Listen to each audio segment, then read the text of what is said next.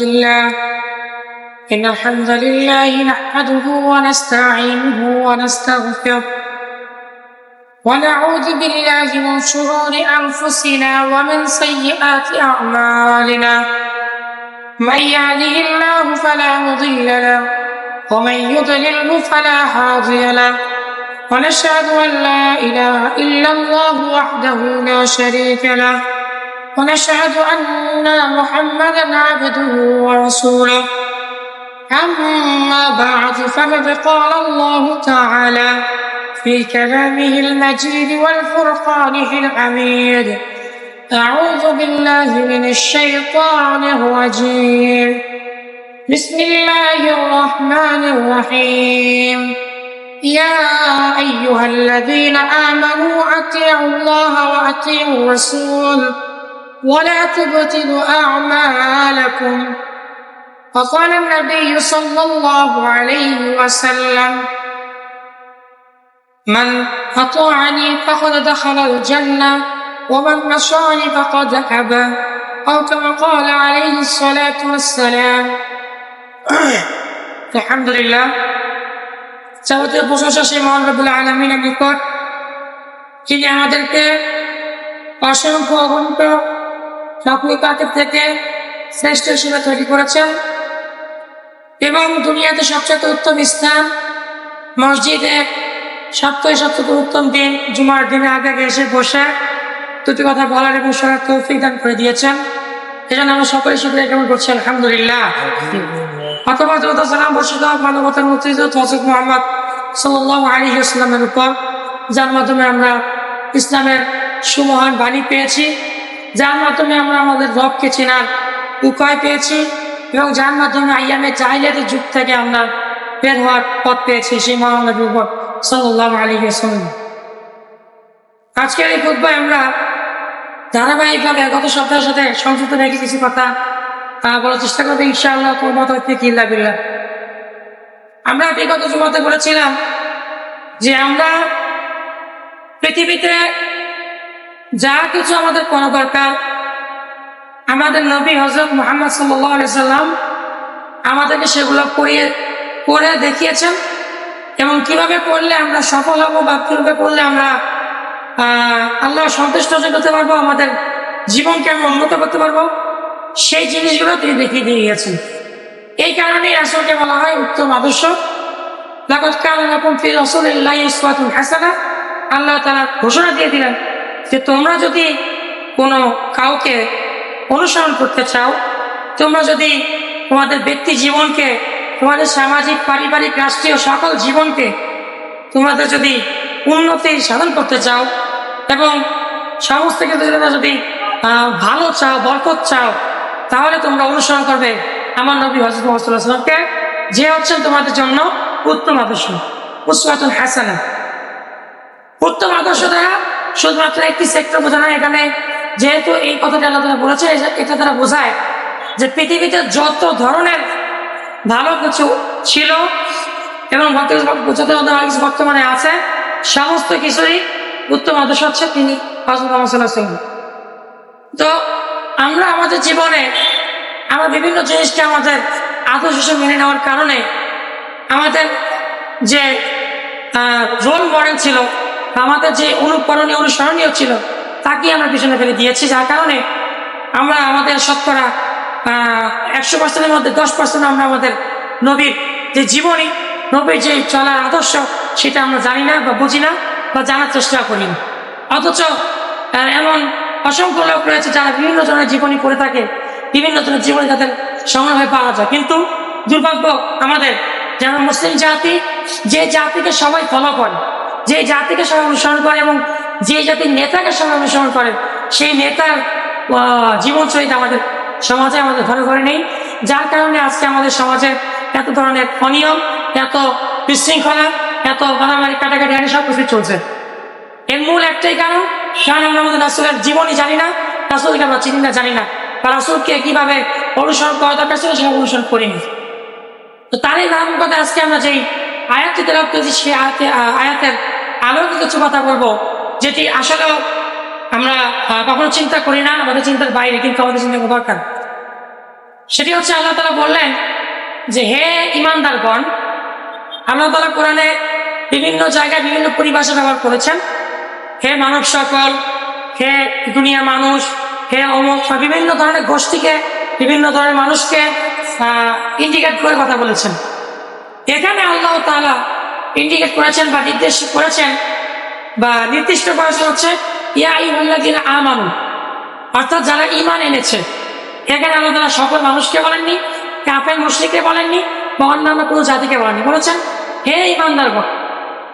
তাহলে এখানে আমাদের খুবই চিন্তা করার বিষয়, কারণ যারা ঈমান এনেছে তারা তো আল্লাহর এমনিতেই প্রিয় পাত্র। তারপর আল্লাহ তাআলা আমাদেরকে ইঙ্গিত করেছেন, মানে কি আমাদেরকে কোনো কিছু গুরুত্বের কথা বলতে চাচ্ছেন। এই জন্য বললেন ইয়া আইয়ুহাল্লাযীনা আমানু। তারপর বলে কি আতিউল্লাহ ওয়া আতিউর রাসূল, তোমরা আমাকে অনুসরণ করো, আমাকে অনুগত করো, আমার অনুগত করো এবং আমার রাসূলের অনুগত করো। দুইটাতে আল্লাহ তাআলা একই বিশেষণ ব্যবহার করলেন, আতিউল্লাহ ওয়া আতিউর রাসূল, আমাকে অনুসরণ করো, রাসূলকে অনুসরণ করো। তো এই দুটি কথা বলার পরে যদি এমন হতো যে আল্লাহ তাআলা বলতেন যে যদি অনুসরণ করো তাহলে তোমার জান্নাতে যাবে, বা যদি তোমরা অনুসরণ করো তাহলে তার মঙ্গল হবে। এখানে আল্লাহ তাআলা একটু ব্যতিক্রম ধর্মী কথা বললেন এই কারণেই, কারণ এটার মর্মার্থটা কতটুকু সেটা আমাদের বোঝানোর জন্য, যে তোমরা আল্লাহকে অনুসরণ করো, তোমরা রাসূলকে অনুসরণ করো, ওয়ালা তুবতিলু আমালাকুম, তোমরা তোমাদের আমলকে বাতিল করো না। তাহলে কথাটা একটু সাংঘর্ষিক হয়ে গেল। এটা এমন হতো যে তোমরা যদি রাসূলকে মান্য করো, আল্লাহকে মান্য করো, তাহলে তোমরা ভালো কিছু পাবে, তাহলে তোমরা জান্নাত পাবে, ইত্যাদি ইত্যাদি। কিন্তু আল্লাহ বললেন যে তোমরা রাসূলকে অনুগত করো, আল্লাহকে অনুগত করো, আর তোমাদের আমলকে বাতিল করো না। তার মানে কি? তার মানে হচ্ছে এটার পরিপূর্ণ ব্যাখ্যাটা হচ্ছে এই, বা মর্মটা হচ্ছে এই, যে যদি আমরা আল্লাহকে আনুগত্য করতে এবং আল্লাহকে আনুগত্য করতে গিয়ে রাসূলকে অনুসরণ করতে গিয়ে যদি আমরা ঠিকঠাক অনুসরণ করতে না পারি, তাহলে আমাদের আমলগুলো বাতিল হয়ে যাবে। সোজা সাপটা কথা হচ্ছে এটা। অর্থাৎ আমাদের জীবনে আমরা যেই কাজই করি না কেন, সেই কাজে যদি আমরা রাসূলকে ফলো না করি, রাসূলকে ফলো না করে আল্লাহকে যদি মান্য না করি, তাহলে আমরা যতই ভালো কাজ করি না কেন সেই ভালো কাজ আল্লাহ দরবারে কবুল হবে না। আল্লাহ তাআলার সাথে আল্লাহ তাআলা পৃথিবীতে সবচেয়ে বড় যে কবিরা গুনাহ আমাদের জন্য বলেছেন, বা যে গুনার কথা বললেন যে গুনার কোনো মাপ নেই যদি তওবা কেউ খালিদ তওবা না করে, এবং যদি কেউ এটা তওবা না করে মারা যায় তাহলে তার জন্য জান্নাত হারাম, জাহান্নাম অবধারিত। এই গুনাহটা হচ্ছে শিরকের গুনাহ। অর্থাৎ যে ব্যক্তি আল্লাহর সাথে শরীক স্থাপন করবে তার থাকার জায়গা জাহান্নাম, অর্থাৎ সে জাহান্নামে চলে গেছে বা সে ঈমানহীন অবস্থা মারা গেছে। কিন্তু যে ব্যক্তি রাসূলের সাথে বা রাসূলকে অনুসরণ করলো না, রাসূলকে মান্য করবে না, তার কি হবে? তার শাস্তি হচ্ছে ওয়ালা তুবতিলু আমালাকুম, তোমাদের আমল আল্লাহর কাছে গ্রহণযোগ্য হবে না। আমরা আমাদের জীবন ব্যাপী, দুনিয়া ব্যাপী আমল করতে করতে যদি আমরা আমাদের জীবন যৌবন সব পার করে দিই, কিন্তু সেই আমলের মধ্যে রাসূলের যদি দেখানো পদ্ধতি না থাকে, তাহলে যত আমল আমরা করি না কেন জীবন ভর, সে আমল আল্লাহ কবুল হবে না। এটাই হচ্ছে এক। এই কারণে রাসূল সাল্লাল্লাহু আলাইহি ওয়াসাল্লাম বিভিন্ন হাদিসে বলেছেন, অনেক অনেক বেশিরভাগ সময় তিনি এই ব্যাপারে সতর্ক করেছেন যে তোমরা ঈমান নিয়ে বলো। রাসূল বলেছেন যে তোমাদের মধ্যে যদি সরিষার পরিমাণও ঈমান থাকে তাহলে তোমরা জান্নাতে যাবে, আর যদি তোমাদের মধ্যে সরিষার দানা পরিমাণ ঈমান না থাকে তাহলে জান্নাতে যেতে পারবে না। অহংকার যদি থাকে বা শিরক যদি থাকে তাহলে তোমরা জান্নাতে যাবে। আবার বলেছেন যদি তোমরা আমার অনুসরণ করো তাহলে তোমরা জান্নাতে চলে যাবে, যদি তোমরা আমার অনুসরণ না করো তাহলে তোমরা আমাকে না মানার কারণে তোমরা জান্নাতে যেতে পারবে না। এইভাবে করে আল্লাহ রাসূলের যতগুলো হাদিস রয়েছে বেশিরভাগ হাদিসে রাসূল ইসলাম আমাদেরকে সতর্কতার কথা বলেছেন। তার মানে কি? তার মানে হচ্ছে রাসূল হচ্ছেন অনেক উম্মত দরদি রাসূল। তিনি একমাত্র সেই রাসূল এবং নবী যে কিনা আল্লাহ তাআলা দুনিয়াতে যত নবী রাসূল প্রেরণ করেছেন তাদেরকে আল্লাহ তাআলা এমন একটি ক্ষমতা দিয়েছিলেন, এমন একটি স্পেশাল পাওয়ার দিয়েছিলেন, অর্থাৎ এমন একটি দোয়া প্রত্যেক নবীকে বরাদ্দ করে দিয়েছিলেন বা রাসূলকে বরাদ্দ করে দিয়েছিলেন যে দোয়াটি করলে আল্লাহ তাআলা নগদ কবুল করে নিতেন, সাথে সাথে কবুল করে নিতেন। তো সেই দোয়াটি পৃথিবীর সমস্ত নবী রাসূল করে ফেলেছেন, শুধুমাত্র কেবলমাত্র আমাদের নবী সাল্লাল্লাহু আলাইহি ওয়াসাল্লাম করেননি। এমনকি ইতিহাস ঘাটলে পাওয়া যায় যে রাসূল যখন তায়েফের ময়দানে রক্তে জর্জরিত, তখন জিবরিল আলাইহিস সালাম বলছেন যে হে আল্লাহর রাসূল, আপনি তো আল্লাহর সবচেয়ে প্রিয়, আপনি তো আল্লাহর বন্ধু, আপনি একটু আল্লাহর কাছে দোয়া করেন না যে আল্লাহ তুমি এই জাতিকে ধ্বংস করে দাও? আপনি শুধু এতটুকু বলেন, বাকিটুকু আমি দেখছি। রাসূল বললেন যে এরা তো আমার উম্মত, এরাই তো আমার অনুসরণ করবে, এরাই তো আমার অনুকরণ করবে। এরা আজকে বুঝছে না বিধায় তারা এরকম করছে, যদি বুঝতে পারে তাহলে অবশ্যই তারা ফিরে আসবে। সেই মানে সংকটপূর্ণ মুহূর্তে তার গা দিয়ে রক্ত পড়ছে, দাঁত দিয়ে রক্ত পড়ছে, শরীর রক্তাক্ত হয়ে গেছে, তারপরও সে সেই মুহূর্তে গিয়েও আল্লাহর কাছে সেই দোয়াটি করেননি। সে দোয়াটি রেখে দিয়েছেন কেন? হাদিসে পাওয়া যায় যে হাশরের মাঠে কোনো নবী রাসূল আমাদের পক্ষ থেকে সুপারিশ করতে পারবে না। কোন নবী রাসূল তার নিজের জন্য মানে নিজের ইয়ানাফসি করতে করতে আরম্ভ থেকে তাকানোর কোনো সুযোগই তাদের থাকবে না। সেই অবস্থায়ও আমাদের নবী আল্লাহর দরবারে সেজদায় করে যাবেন, আল্লাহ তাআলা সুপারিশ করার তাকে ক্ষমতা দিবেন। তখন আল্লাহ তাআলার কাছে সে সুপারিশ করবে, হে আল্লাহ, হে আমার প্রভু, আপনি তো আমাকে ভালোবাসেন, আপনি তো আমাকে দুনিয়াতে একটি ক্ষমতা দিয়েছিলেন বা আমাকে একটি সম্মাননা দিয়েছিলেন যে আমরা দোয়া আপনি কবুল করবেন। হে আল্লাহ, আল্লাহ আমি আপনার কাছে দোয়া করছি যে আমার যে উম্মতরা, কারণ অনেকেই না জেনে না বুঝে অনেক পাপচারি করেছে, আমি তো জান্নাতে যেতে পারি, কিন্তু আমার এই উম্মতকে রেখে আমি কিভাবে জানবো? এরকম করতে করতে যে দেখা যাবে যে জাহান্নাম খালি হয়ে যাবে, তখন কিছু অল্প কিছু যারা একেবারেই আল্লাহর সাথে নাফরমানি পাওয়া অবস্থায় ছিল বা তারা ব্যতীত সকলেই জান্নাত আল্লাহ রাসূল নিয়ে যাবেন। এমন এক নবীর উম্মত আমরা, যে নবীর কাছে এমন এক হাউজে কাউসার রয়েছে যে কাউসারের পানি পান করলে আর আজীবন কেউ তৃষ্ণার্ত হবে না। সেই নবীর উম্মত আমরা, সেই নবীকে অনুসরণ যদি আমরা না করি তাহলে কিভাবে আমরা তার সুপারিশ আশা করি? আমাদের সমাজে ঘন ঘন এভেলেবেল সবার কাছেই বলছে অমুক কাছে সুপারিশ পাওয়া যায়, অমুক কাছে সুপারিশ পাওয়া যায়, অমুক পীর আমাকে পার করে নিয়ে যাবে, তমুক পীর আমাকে পার করে নিয়ে যাবে। অথচ ওই যে পীর বলছে বা যারা এইসব কথা বলে বেড়াচ্ছে তাদের নিজেদেরই ঠিক নেই, তারা কিভাবে পারো? আর আপনাকে আমাকে বলছে যে আমার অনুসরণ করো, আমি তোমাদেরকে পার করে দিই। কিভাবে সম্ভব? যেখানে রাসূলরা পর্যন্ত, নবী রাসূলরা পর্যন্ত নিজের জন্য আল্লাহর কাছে বারবার চাইবে, বারবার যাবে, আল্লাহ আমাকে ক্ষমা করুন। প্রত্যেক নবীর কোনো না কোনো একটা ভুল ত্রুটি তার জ্ঞানে থাকবে, সেই জ্ঞানের জন্য আল্লাহ তার কাছে ক্ষমা চাবে। অথচ আমাদের নবী আমাদের জন্য সুপারিশ করবেন। সেই নবী অনুসরণ যদি আমরা না করি তাহলে কিভাবে আমরা আল্লাহ রাসূলের সুপারিশ পাবো?